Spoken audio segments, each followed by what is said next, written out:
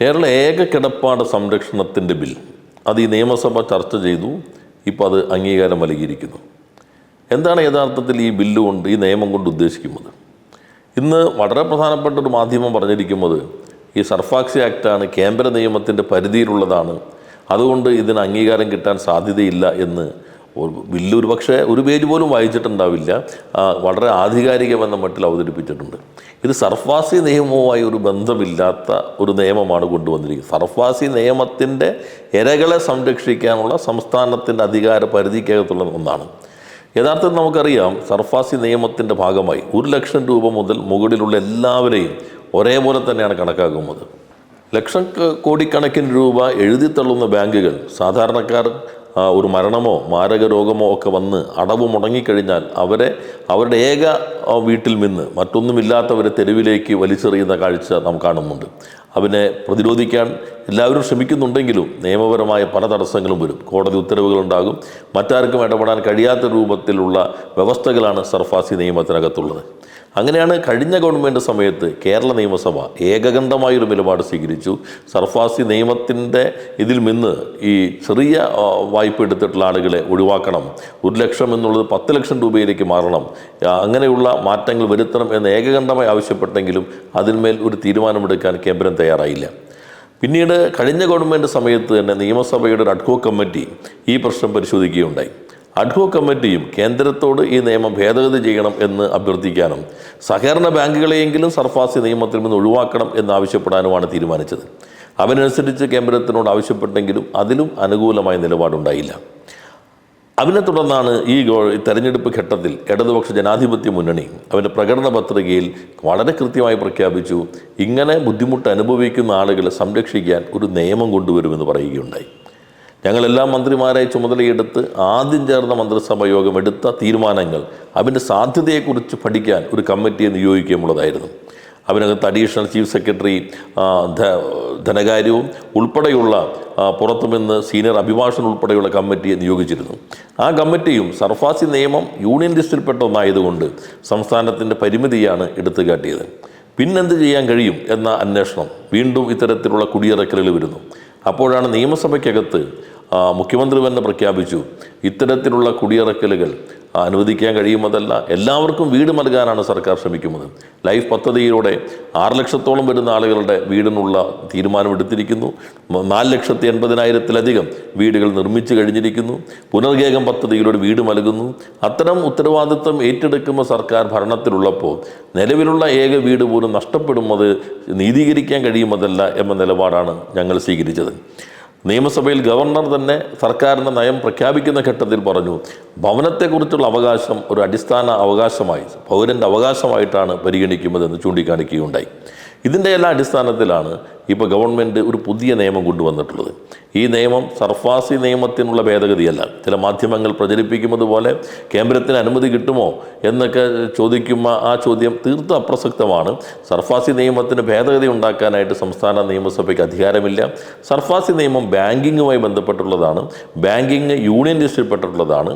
Union ലിസ്റ്റിൽപ്പെട്ടിട്ടുള്ള വിഷയങ്ങളിൽ പാർലമെൻറ്റിന് മാത്രമാണ് നിയമനിർമ്മാണ അധികാരമുള്ളത്. കൺകറന്റ് ലിസ്റ്റിൽപ്പെട്ട വിഷയങ്ങളാണെങ്കിൽ സംസ്ഥാന നിയമസഭയ്ക്ക് നിയമം ഉണ്ടാക്കാം.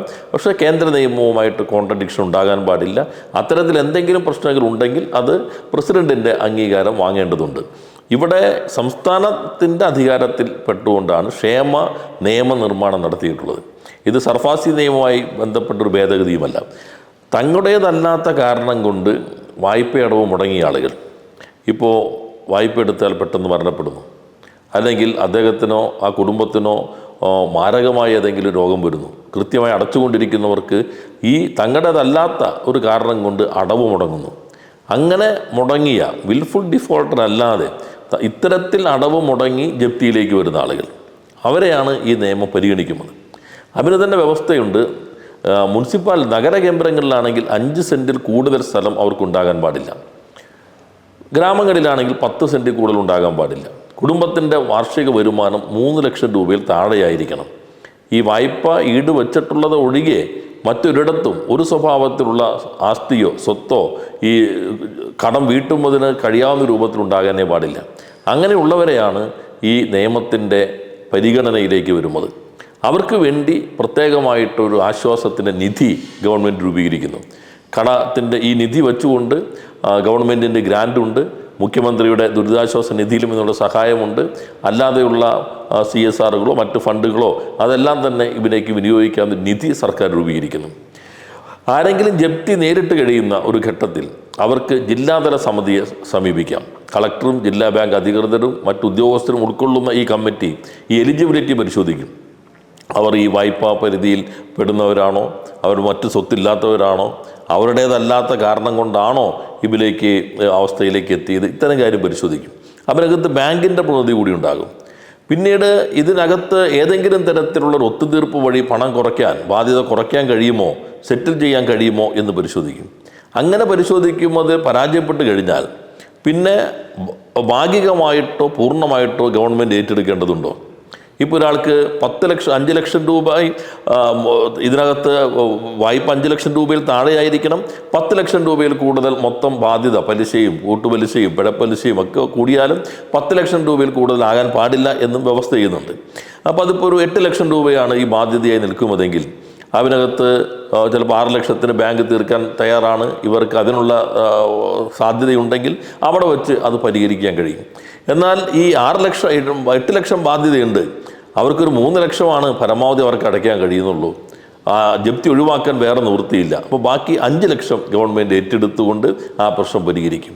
ഒട്ടും കഴിയാത്തതാണെങ്കിൽ പൂർണ്ണമായിട്ടും ഗവൺമെൻറ് ഏറ്റെടുക്കും. അങ്ങനെ ഏറ്റെടുക്കുമ്പോൾ അതിലെ ശുപാർശ അവർ സംസ്ഥാനതല സമിതിക്ക് നൽകും. സംസ്ഥാനതല സമിതി ആസൂത്രണ വകുപ്പിൻ്റെ സെക്രട്ടറി നേതൃത്വം നൽകുന്ന സമിതി SLBCയുടെ പ്രതിനിധി കൂടി ഉണ്ടാകും.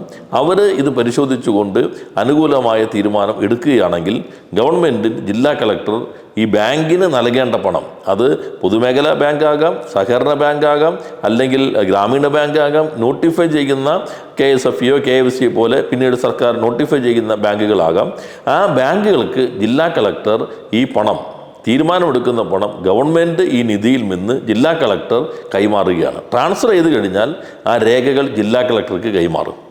പിന്നെ ഇതിൻ്റെ തുടർന്ന് വരുന്ന ചട്ടത്തിനെ അടിസ്ഥാനപ്പെടുത്തിക്കൊണ്ട് ഈ ഉടമകൾക്ക് ഈ ആധാരം മറ്റ് രേഖകൾ കൈമാറുക. ഒരു തവണ മാത്രമേ, ജീവിതത്തിൽ ഒരു തവണ മാത്രമേ ആ കുടുംബത്തിൽപ്പെട്ട ആർക്കും ഈ ആനുകൂല്യം ലഭിക്കുകയുള്ളൂ എന്നും വ്യവസ്ഥ ചെയ്യുന്നുണ്ട്. അപ്പോൾ ഇത് മാധ്യമങ്ങൾ ഇത്തരം നിയമങ്ങൾ ശരിക്കും ജനങ്ങളുടെ മുൻപിലേക്ക് എത്തിക്കാനാണ് മാധ്യമങ്ങൾ ശ്രമിക്കേണ്ടത്. സർഫാസി നിയമത്തിന് ഭേദഗതിയല്ല, സർഫാസി നിയമവുമായി ബാങ്കുകൾക്ക് കടം എഴുതി തള്ളാനുള്ള ഭേദഗതിയുമല്ല. ബാങ്കുകൾക്ക് ലഭിക്കേണ്ട പണം സർക്കാർ തന്നെ ഏറ്റെടുക്കുന്ന, അർഹമായവർക്ക്, ദരിദ്രമായ ആളുകളുടെ ഉത്തരവാദിത്വം സർക്കാർ തന്നെ ഏറ്റെടുക്കുന്ന ഏറ്റവും പുരോഗമനപരമായ ഒരു നിയമനിർമ്മാണമാണ് ഇപ്പോൾ കേരള നിയമസഭ നടത്തിയിട്ടുള്ളത്. ഇന്ത്യയുടെ ചരിത്രത്തിൽ ആദ്യത്തെ ഈ രൂപത്തിലുള്ള ഒരു നിയമ നിർമ്മാണമാണ്. അതുവഴി ഈ സർക്കാരിൻ്റെ പക്ഷം വളരെ വ്യക്തമാണ്. സാധാരണക്കാർ, ദരിദ്ര ജനവിഭാഗങ്ങൾ, ഇത്തരത്തിൽ പ്രതിസന്ധികളിൽ നിസ്സഹായരായി നിൽക്കുന്ന മനുഷ്യർ, അവരോടൊപ്പമാണ് ഈ സർക്കാർ എന്ന് വ്യക്തമാക്കുന്ന ചരിത്ര പ്രാധാന്യമുള്ള ഒരു നിയമം പാസാക്കിയതിൽ കേരള നിയമസഭയ്ക്ക് എന്തുകൊണ്ടും അഭിമാനിക്കാം.